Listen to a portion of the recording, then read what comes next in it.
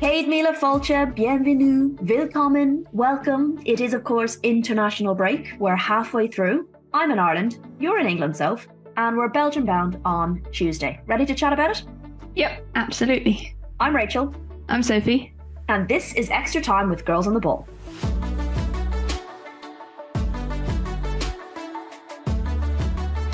So, in today's short, sharp episode, we are going to be looking at Ireland versus Albania, which I was at. We will have a very special guest providing her insight on this too, so that's something for you to look forward to. We will look at England versus Belgium, which you were at, Sophie. We'll have a look through the home nations results and the standings in their relevant groups. And Sophie, you're going to give us a bit of a lowdown on the under-19s as well, who you went to see play in Cardiff during the week. So guys, if you haven't already, make sure you subscribe so you don't miss an episode. We're also on YouTube, so you can subscribe to us there as well. If you want to leave us a review, we would be very, very appreciative. We had one from Sue. Thank you very much, Sue. You're very kind. Okay, first place to start is going to be with me because I had the ridiculous kickoff of 5:45 in Tallaght, Dublin, Ireland on a Friday. Firstly, let's just hear how I felt about that kickoff time. Right, I want to find out who thought a 5:45 kickoff on a Friday, a bank holiday weekend as well, was a good idea. I've finally arrived in Tallaght, and what a nightmare that was. Yeah, so needless to say, not ideal. For those of you living in London, it's a bit like trying to get around the M25 on a Friday on a bank holiday. So do with that what you will. I did actually join the Off the Ball crew on the morning of Friday in their studio, which was nice. On the Ball met Off the Ball to preview this one. So I know you probably didn't really get to watch this that much because you were, of course, driving up to Leicester, battling your own traffic problems.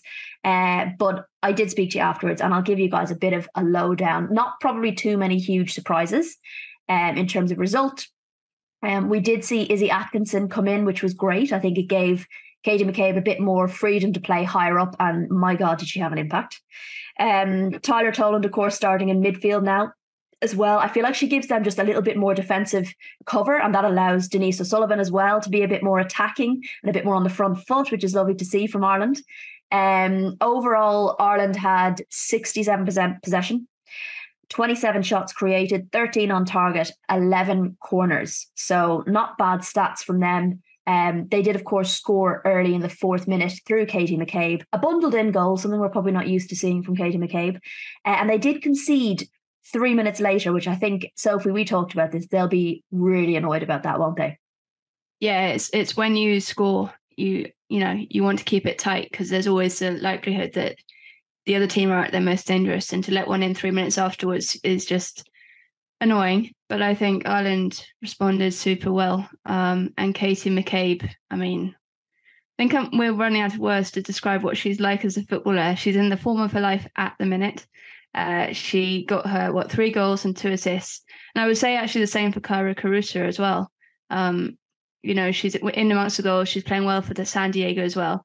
She's loving life. She's become a real striker up front for Ireland. Her hold-up play has become so much better than it was even at the start of the World Cup. So she's developed really well. And I think that McCabe-Caruso partnership is really fun for Irish fans to watch develop over the next few months and years, hopefully. Yeah, absolutely. Katie McCabe not just getting the 3 goals, but the 2 assists for Kira Caruso's brace as well.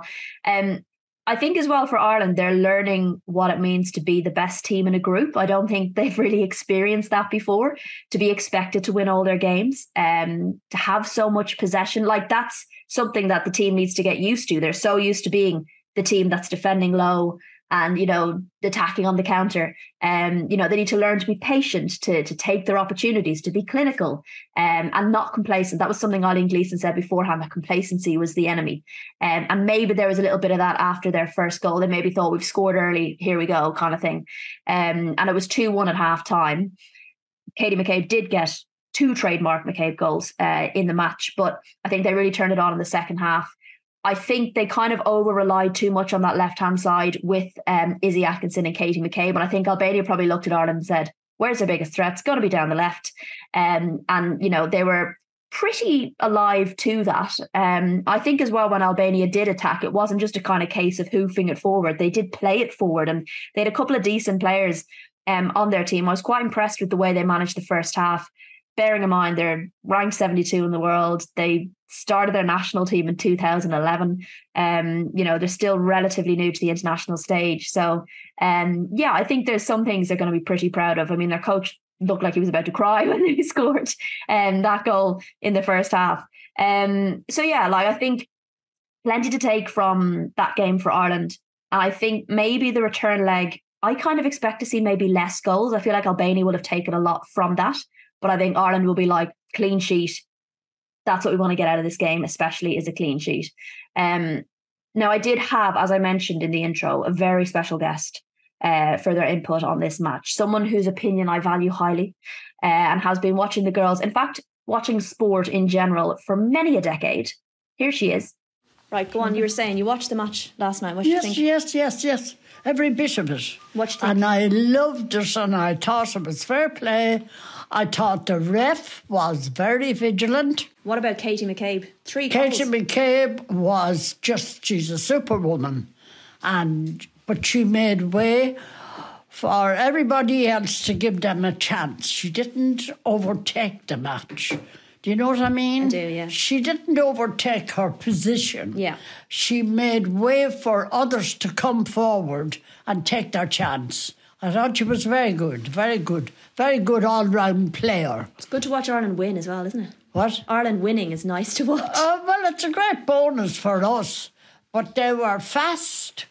I don't know about Albania and about them, but I know the Irish team were much faster. The girls were much faster.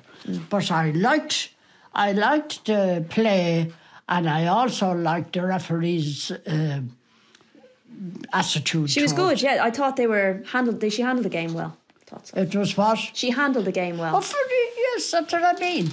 She was spot on. She could have raised her card, but she didn't. She kept with the play. And that's what I like. The referee to keep with the play and don't start stopping and starting. That's what it matters to all the players. So that is, of course, my gran, Rose, 96 years young. She's always a big fan of the referee, Soph, isn't she? Always. The referee is always her favourite person on the pitch. I remember when we took her to Tala a couple of years back when it was absolutely freezing. And she also went on about the referee then, about how well they were doing and stuff. So that's where her eyes are beaded onto, I think. That's where she hones in on. Refs, you have a big fan. Right, I'm not sure I can top her opinion on the game. But here's how I felt afterwards. When I got in the car, ready to go back the other direction, which, to be honest, is an awful lot easier. And it's not 5:45 on a Friday, on a bank bloody holiday. Here's how I felt. Well, I'm just back in the car from what ended up being an emphatic win in the end, 5-1 for Ireland. Opened the scoring early in the 4th minute. Katie McCabe bundling it in. An unlikely goal from Katie McCabe. We always expect bangers. But fair play to Albania. They came back and got an equaliser. I think nobody really expected it. But to be fair, when they did go forward, they didn't just kind of hoof it forward. They actually played it forward and they did pretty well. Katie McCabe ended up getting a second trademark Katie McCabe goal. She got the hat-trick in the end and assisted 2 as well. And Ciara Caruso got the other 2. So, plenty of positives to take from that for Ireland. Some good goals, lots of opportunities, and lots of players getting chances as well. So a great win all in all. Okay, so that was Ireland versus Albania. They're, of course, playing the return leg on Tuesday. And I think the team have already landed in Albania. Sophie, while I was doing this, as I kind of seamlessly handed over from Ireland, Albania to England, Belgium, that was one thing the kickoff time did allow. You were, of course, starting at 7:45. Talk to us about this game. Yeah, I think England started really well, and you could really see like the difference from last month against Scotland and the Netherlands. They're so much sharper. They're in season. There was so much more energy, I think, about their press and about their attacking play. The one thing they're just lacking is goals and being clinical in front of goal, because England had 71% of the possession. They had 23 shots, but only managed 7 of those on target.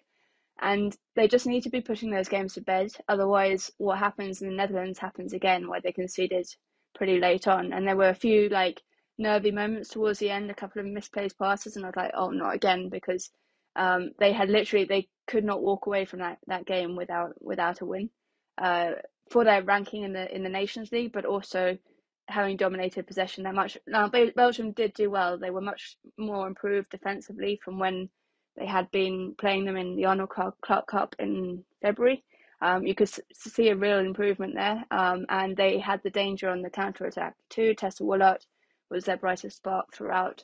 Mary Earps made a couple of really, really good saves, but that's what we expect of Mary Earps, right? Mary Queen of Stops. So, but England really should put it to bed in the first half, and they would have had much more fun in the second half if that had happened. They did drop off a bit towards the end, but yeah, I think it was a good 3 points. Important with the win. That's the most important thing. You want more goals. Serena knows that, I think, Serena Wiegman. She said it in the post-match that, things are getting more difficult. You're not going to see the 10-0 scores of the past that we used to see in the early days of the career, not only because they're not playing the likes of, North Macedonia anymore, but also that teams are becoming more competitive. And this is a Belgian team, remember, that beat the Netherlands last month as well and drew with Scotland. So I think the competition is getting narrower, and the important thing that is happening is that England are getting the win. They're starting to welcome back people. Fran Kirby got back on the pitch. Everyone's very, very pleased about that. It's the first time in something like 10 months or 9 months, I think, since she last wore an England shirt. And then obviously we'll have Beth Mead some point soon in the future, I'm sure, return into an England shirt. So people are coming back, and that's got to be a positive thing. And as long as you're getting the wins, then that's the most important. Well, speaking of Serena Wiegman, let's hear what her kind of summary of the game. I'm very happy with the win. 3 points, very important. I think we started the game really well, very aggressive, and we wanted to dominate the game. I think that's what we did, although we had some different stages of the game. So first half we created chances straight away. We scored an early goal, a pretty early goal, from a corner, and they were a moment's dangerous in the counter-attack, and we know, of course, when they get corners or free kicks higher on the pitch, or for us deeper on the pitch, they're dangerous because they have some very tall players with good headers. So that was dangerous a couple of times. I think the second half we straight away became dangerous, but then we dropped the tempo of the game a little bit, and then they could come in the game. But that was good to see that we then picked up again, and we won this game. And I just had hope that we scored a little more goals, because we created so many chances, and it becomes easier when you scored a 2-0. Then we are a little more comfortable. Okay, and now I know we did this last week. We kind of compared and contrasted you with Willie Kirk. This isn't going to be that, but this is your kind of getting in the car and rounding up the game after it wrapped up in Leicester. So all over here in Belgium, I'm back in the heat of the car because it's pretty cold out there today. Got pretty nippy, but yes, 1-0 for England in the end. An important victory, I think, important 3 points, and important to get back to winning ways, and a clean sheet as well. They should have put it to bed in the first half and the second half. They had their chances. They were just not clinical enough with them. They need to really work on that, because they could be really, really exciting, but they're just not getting that final touch at the moment. So, but the good thing is that individually the players are playing really well. I think Lauren Hemp is in the form of her life at the moment. Alessia Russo's movement off the ball was great. She just couldn't arrive at the box at the right moment to turn a couple of the goals home. Chloe Kelly looked really exciting down the wing. Kira Walsh is back. She controlled the midfield area. So I think individually they were really, really good. It's just collectively bringing those relationships together and making sure you're in sync with the crosses, because you need to be winning more comfortable than that, because it makes it very, very edgy in the latter stages. Can I just add something? I just thought that it was a really useful thing that we saw Niamh Charles at left back. She's been having a stunning season for Chelsea so far. She's really shone in the games that she's played in, and I think she was rewarded with an England start. And it is a really nice. I think the left back is one of England's problem roles, and it has been for a long time. We have Alex Greenwood, but she's now more predominantly used as a centre back or a left centre back. And then Rachel Daly, who can do anything, we know that, but is right-footed. And so having a left and right footer, because Niamh Charles is dual-footed, it just adds so much more ability to the play or attacking threat to the play, because she can keep it wide rather than cutting aside on that right foot. So I thought that was an interesting thing to note from that game. So plenty to look forward to in Belgium. We will, of course, be there, and we will attempt to take you with us. We're going via train again, so that will be fun. But yes, another Ireland game wrapped up and another England game wrapped up. Let's look elsewhere.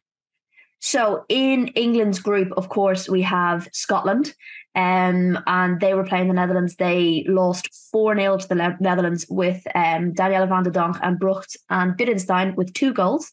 So they'll be pretty disappointed, I guess, with the the number of goals that they conceded. So what did you make of this one? We had no Erin Cuthbert, of course, and no Caroline Weir. What did you make of this game? Yeah, I think that's always going to make a difference for Scotland. You know, they're 2 best players, I think, in Caroline Weir and Erin Cuthbert, and not to have either of them. We know Caroline Weir's out for a long time now, but to not have either of them really does hinder them a little bit. I think their defending was questionable for a lot of the goals. They were kind of unlucky. I think the cross in for Van der Donk's finish got a deflection, so maybe a bit unlucky with that. But the 2 Berenstein goals definitely should have been defended better in the second half. Yes, it was a lovely finish from her, lovely lob for her first goal. But I think that she split the defence way too easily. She just ran straight through them like block butter. So I think that there's a lot to work on for that. I think they are in a bit of trouble in League A. They're sitting on 1 point, I think, and they've got a goal difference of -5. And it started brightly enough against England, but it's sort of fallen away from that point. And they're going to have a battle on their hands, I think, to avoid getting relegated to League B, which is not ideal when you're battling for Euro 2025 qualification. A lot can happen. We're halfway through, but I'd be just a bit worried about that, because it just makes they still have opportunities to qualify, don't get me wrong, but it just makes it a bit harder for them. Yeah, the Netherlands are sitting top of the group on 6 points with a goal difference of 4, while England are behind them also on 6 with a goal difference of 1, and then Belgium on 3 points, and as you said, Scotland on 1 point. Now, also playing, and this was in Ireland's group, Ireland are League B Group 1, where Hungary and Northern Ireland, another home nation there, Northern Ireland, and this will be a sucker punch for them. They lost 3-2 to Hungary, with Hungary scoring that winner in the 94th minute, which will be gutting for Tanya Oxtoby's side. However, Northern Ireland were always chasing the game. Hungary took the lead in the 18th minute. Northern Ireland drew level late in the game, and then Hungary again took the lead only a few minutes later in the 84th minute, with Northern Ireland drawing level again in the 89th through a penalty, and then they conceded again at the death. It means Hungary now are in second place behind the Republic of Ireland in League B. They're on 4 points, with Northern Ireland on 3 behind them. And of course, they all play each other again next week. What do you make of that, the double headers in international fixtures? I hate it. It's a quirk of the calendar that I really hate, because I think playing the same team twice, I've always hated it in league football as well when it happens. I think it just always actually probably gives the team that's lost a bit of a benefit, maybe because they've learned so much from that first game. But I just think it's not a lot of time to turn it around. It doesn't give you much variation, right, in terms of fixture. And yeah, I just don't like it. It's my thing. I just really don't like it. I think it's happened too much. I don't know why, because you can schedule it so that you're not playing the same opponent twice. And there's enough teams in the group, I think, to make that happen. So yeah, it's interesting. Yeah, it's a weird one. I should apologise, by the way. If anyone hears a dog bark, there's 3 of them next door. And evening time is kind of their mad moment. So if you do end up hearing any crazy barking, I do apologise. And final home nation, Wales, they lost to Germany 5-1. Schuler with 2, Gwynn with a goal, Nuskin and Yomi as well getting on the score sheet, and Holland scoring for Wales. So a tough day at the office for Wales. They went behind in the 25th minute through a goal from Schuler, but I would highly recommend you seeking out Holland's equaliser. I got served this video on Twitter, and the caption on it was, "When Wales turned into Spain for a minute." And honest to God, the build-up play to this goal is absolutely beautiful. So it is well worth watching.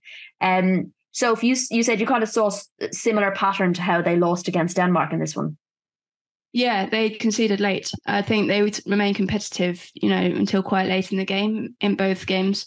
I know in Denmark they were losing 3-1. They conceded a third in the 60th minute or something, but it was still down to late goals that really fell away from them.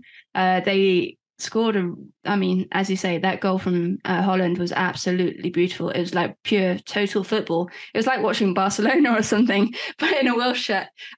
So it shows exactly what they can do, but I think it's staying in games late on, keeping up the tempo, keeping up the energy, and keeping up the concentration, because you can't be conceding those amount of goals that late in the game, and it's a real killer, I think, for you if you do that once you've remained competitive. But yeah, it's a shame for Wales. I think being in League A has really, really screwed them over, to be perfectly honest. I think they edged in the coefficients, but actually they could have really done a bit like what is happening with the Republic of Ireland, is they're having a pretty nice time in League B and get that promotion. And it gives you confidence winning. It gives you confidence scoring goals.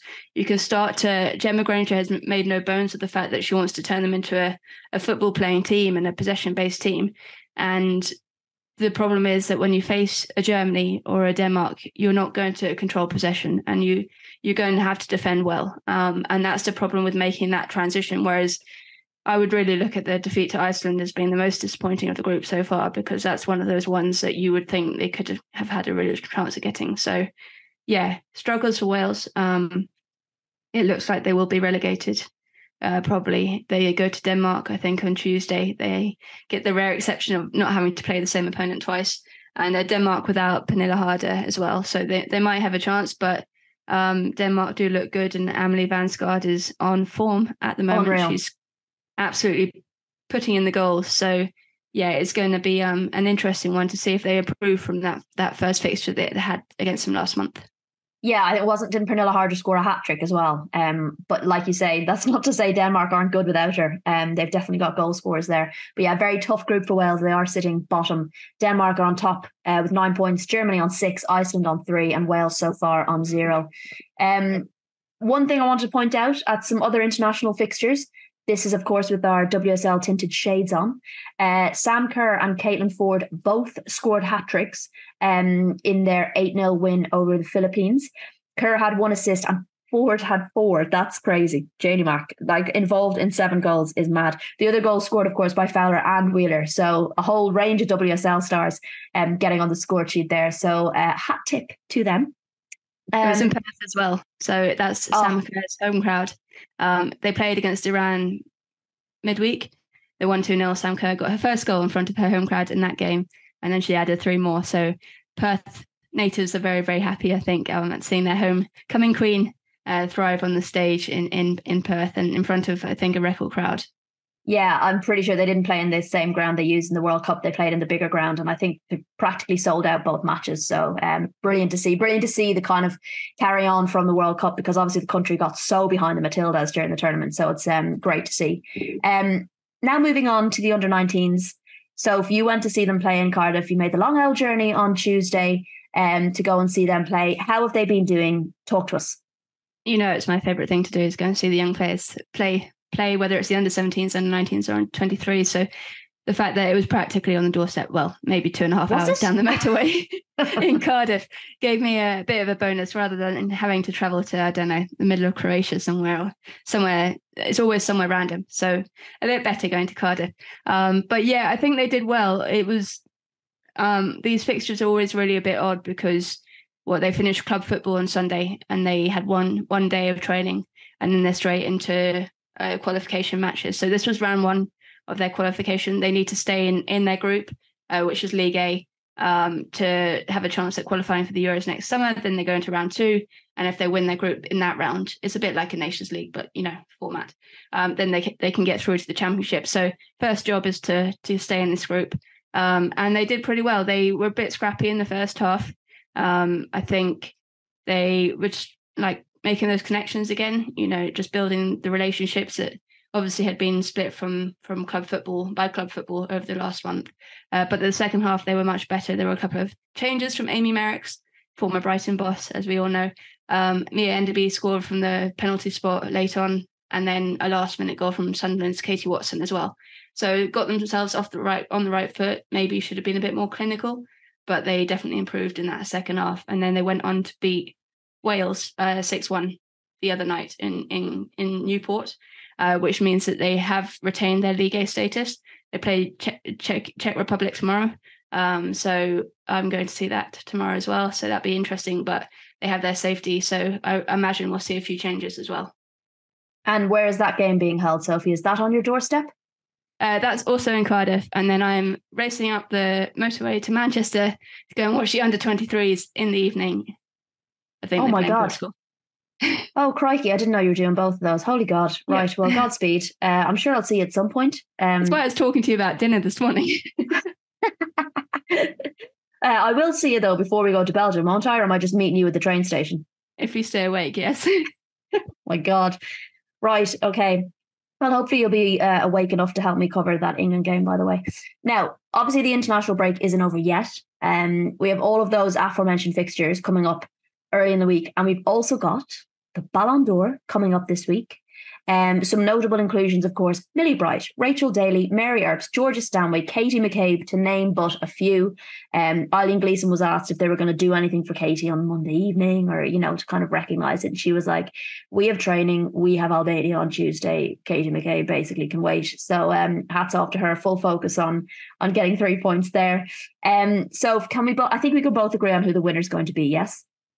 And I think, yes. And I think if not, we can all have a massive meltdown tantrum because... Listen, we're all going to get together. If Aitana Bonmati does not win this, we'll organise some sort of anger... Protest together. There are a lot of good quality players on that list, but you cannot say that there is anyone that beats Aitana Bonmati in the last 12 months. She has been absolutely sublime. I'm about to write an article about her. You hope, but I hope. Well, yeah, it'll start off as a praising article tonight, and then if all goes south tomorrow and she doesn't win it, it's going to become the biggest angry article that you'll ever have read. So yeah, she has to win it. There's no doubt about it. And she is traveling to the ceremony as well. I read so. That would be That's good. Spain, of course, did win their first match with Jenny Hermoso back at the squad, back scoring goals. So that is brilliant to see. But for reference, Sophie is writing for The Guardian, Moving the Goalposts, a newsletter about the winner of the Ballon d'Or. So if she doesn't win, you're basically going to see like a sentence up, this player won the Ballon d'Or. Here is why it's ridiculous that it wasn't Aitana Bonmati. Essentially, yes. So, yes, keep your eyes peeled for that. So that's all from us, but plenty more football to come. We, of course, have the international fixtures, the aforementioned international fixtures coming up. We're going to try and take you with us again, similar to our Man United PSG episode. So that will come up later this week. And then the WSL and the Championship, of course, returns at the weekend. So we will have plenty to talk about. Remember to subscribe if you haven't already. And if you fancy dropping us a review, do. We love to read them. But otherwise, that is all from Soph and I. So we will chat to you very soon.